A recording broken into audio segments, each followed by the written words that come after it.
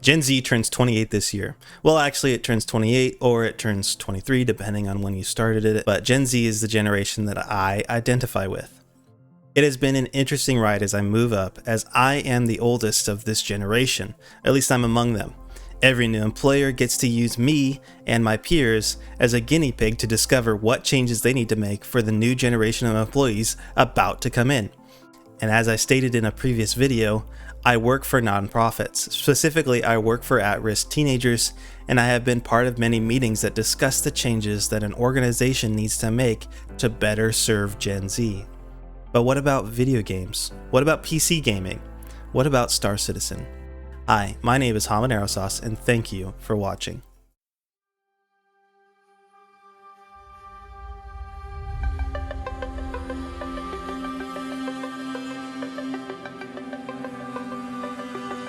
Before we get this video started, I'm going to go ahead and get the boring out of the way. There are several ways that you can support me as a streamer. Last month, I was able to get 200 subscribers in a month, and that's awesome. I'm really excited to see where this next month goes.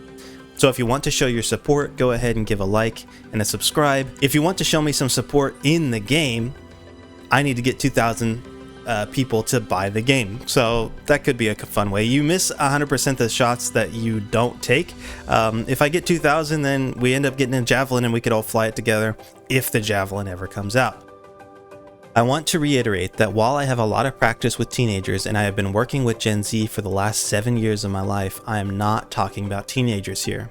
Gen Z is a funny generation. We can't decide when it actually starts. This is largely due to the massive changes that have happened within the world at large and technological advances that we have made in a short amount of time. The gray area is what to do with the years 1995 to 2000. Some would say that these are millennials, some would say that they're Gen Z. There are even a few small academic communities that would say that they're their own generation, Gen K. I hate this name, it stands for Katniss Everdeen, it's not the funnest thing. I was born in this gray area.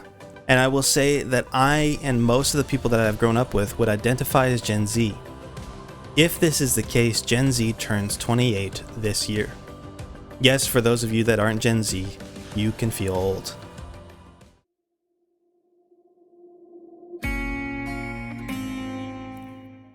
If you have been paying attention to the gaming market, Gen Z has made drastic changes.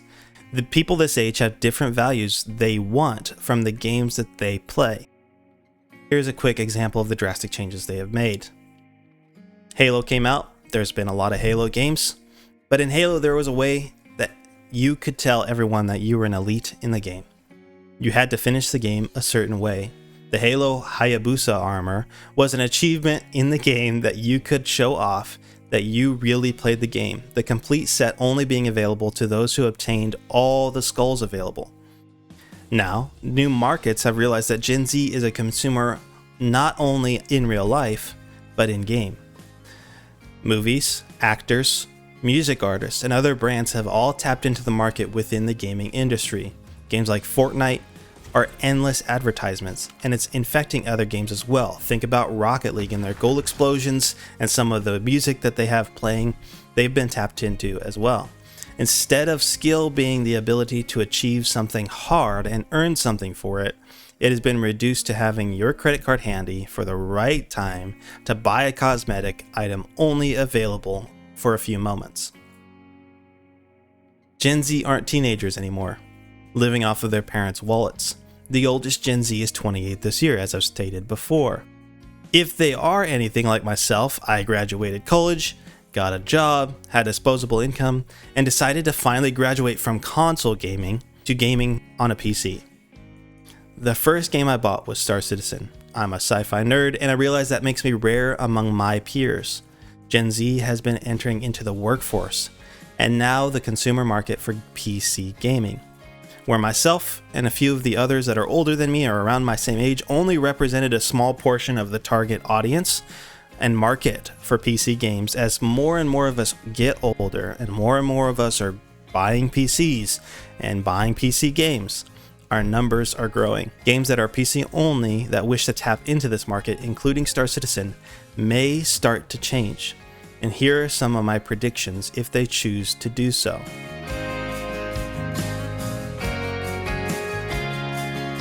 Gen Z are instant gratification junkies.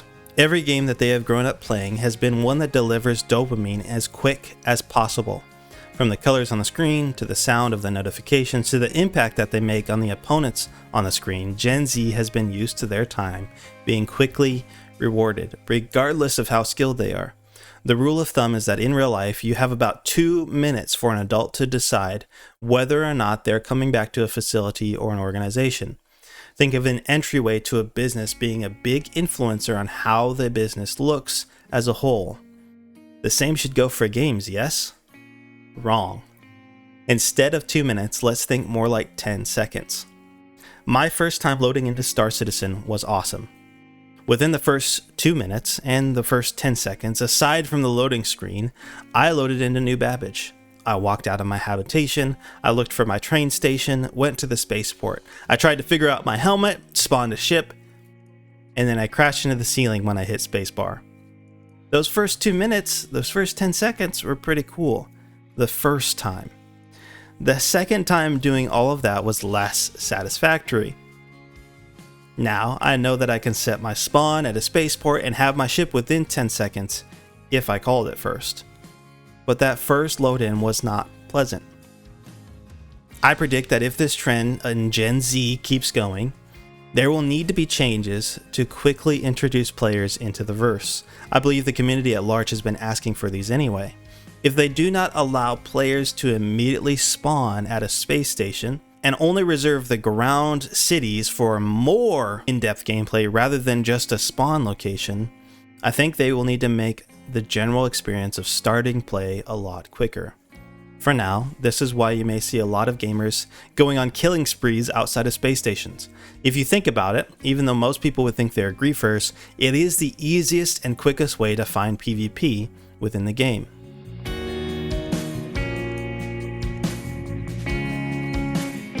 If you think about the games that have come out within the last 10 years, most of them are FPS focused. I mean, you have Minecraft, that's first person, it's not a shooter.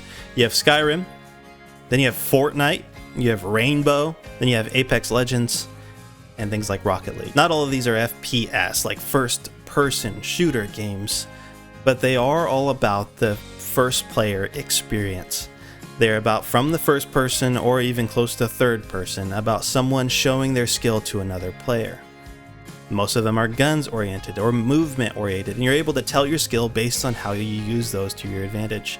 Star Citizen has been making an emphasis on skill and depth in their gameplay loops, but I believe FPS is going ignored. I think if Gen Z keeps up this trend, it might be worthwhile to seek out this as a new game loop for depth and skill.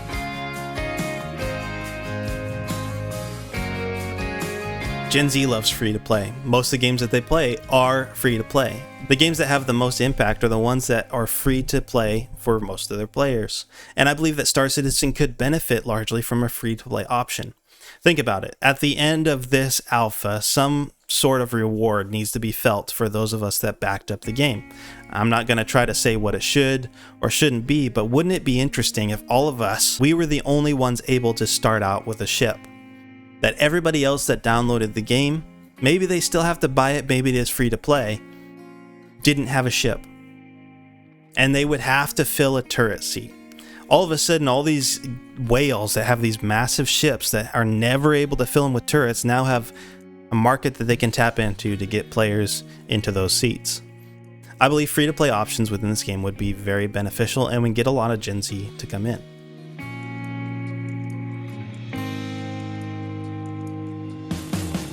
Gen Z, while not needing a reward for skill, often see the opportunity to show skill very invigorating.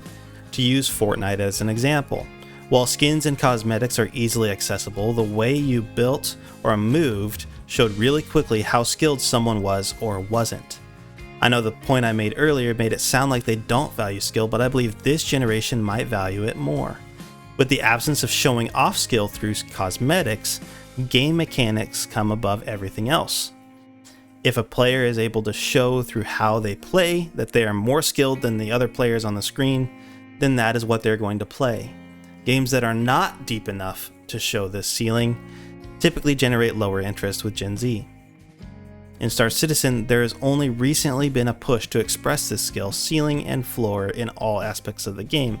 Before this year, to my knowledge, depth in gameplay really only existed within small circles of the game. I believe that if CIG keeps it up and keeps moving towards more skill within all aspects of the game, then Gen Z would find a good place to express it here.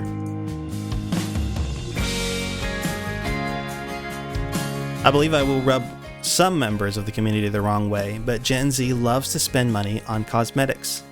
The specific numbers are that Gen Z consumers spend about 20% of their fun budget each year on cosmetic items. Due to this, like I stated above, more and more brands have found a potential market within gaming communities. The more players, the worse it gets.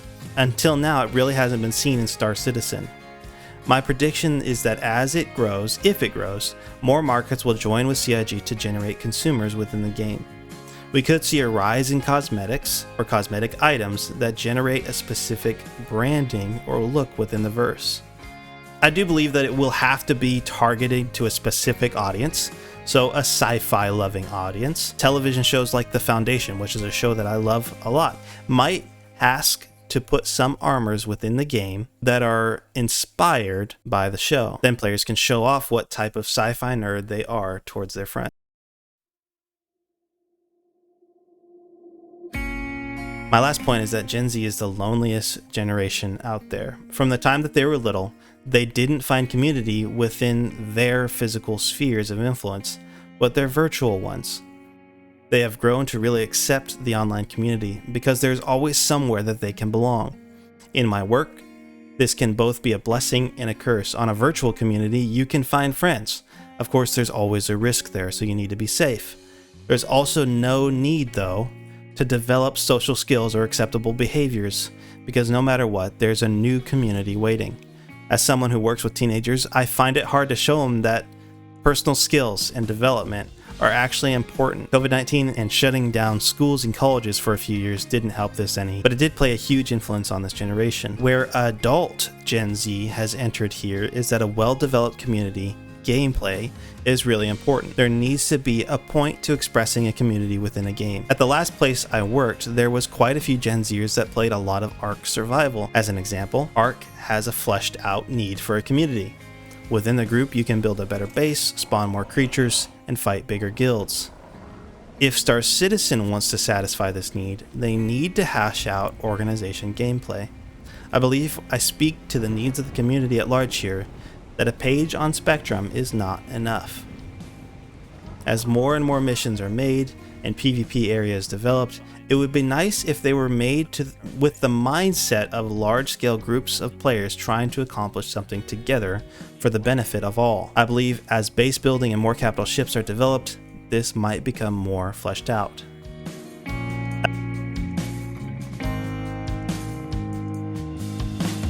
I have only really mentioned a few things here, but I believe it is well stated that as Gen Z grows into the market and its numbers grow every year, the gaming industry will make some changes to better attract this demographic.